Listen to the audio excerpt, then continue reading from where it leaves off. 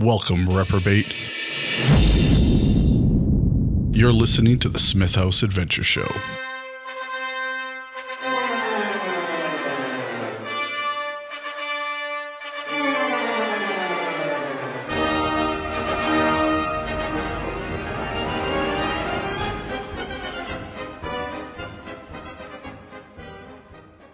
I would say my team leader I had for the first deployment, his name was Sergeant Walker, and he was a coal miner from West Virginia.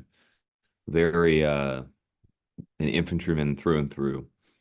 But yes, we would joke around a lot, and a lot of times he would not find it very humorous. Uh, so there would be a lot of corrective action on my part having to take place. uh, that's always great with that.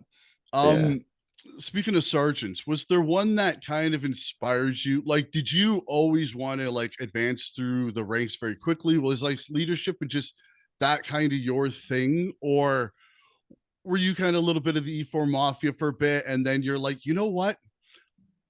I'm kind of doing a lot of this leadership stuff anyways. Let's get paid for it. Let's kind of move up a little bit. Yeah. Yeah, that's probably closer. I would say that being a good leader, you have to have spent some time in the E4 mafia and learn the ways of shamming and all that. That's very important. Um, but at some point when you do have more responsibility as an E4, you're like, you know what, I might as well get paid for it now. So that's kind of what I did. And then I realized very quickly that I like that level of responsibility and leadership and being able to care more for your guys than maybe you were cared for by your leaders. Okay. And was there one maybe principle from somebody that kind of inspired you there, whether in the military or outside, that you're like, I really need to bring this kind of principle of leadership with me, right? Because there's so many kind of people that like they were just treated horribly for whatever reason in the military. They're like, now I get to punish.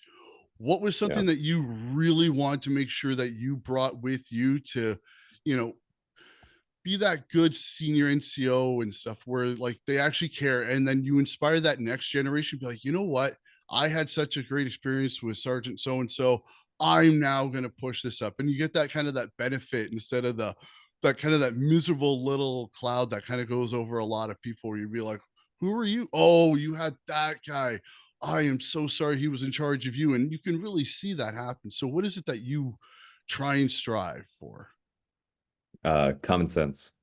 I think that the majority of it is there's a manual for everything, and there's an SOP for everything, and there's a lot of examples of what to do or what not to do around you based on different leadership styles. But I find it a lot easier that if a soldier is not doing the right thing, then I'm going to give them the benefit of the doubt and be like, hey, this is how you actually do it, and I'm going to teach you this one time.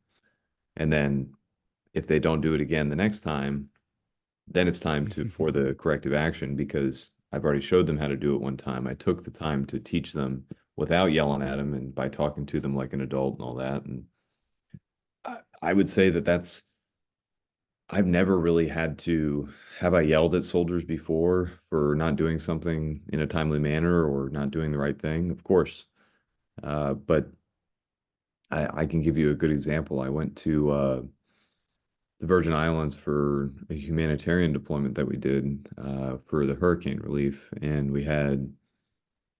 the soldiers had access to alcohol, and I told them I was like, listen, I was in charge of I think 50 or so soldiers, and I told them I got them all together, and I was like, you know what, you guys are all adults, and I'm going to treat you like adults. So here's the deal: if you get caught doing the wrong thing, then everyone is going to sleep on the dock outside of this cruise ship that we're sleeping on right now for the entire time that we're here. I was like, I don't care what you do, but do the right thing. And if you're doing the wrong thing, make sure that nobody can see it. And so that's what I told them. And they kind of all understood what I was saying. And we were the only group, only company in the entire battalion that didn't have any alcohol related incidents.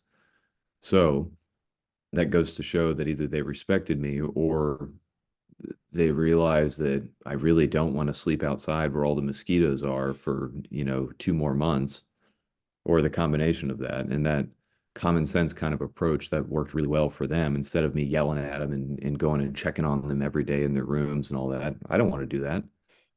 And they didn't want me to. So why would I make it harder than it needs to be? And so that kind of common sense, intelligent approach works a lot better than some of the other ways that we do things. Thanks for your time. Please like, subscribe, and comment to help grow the show. And remember, get back up.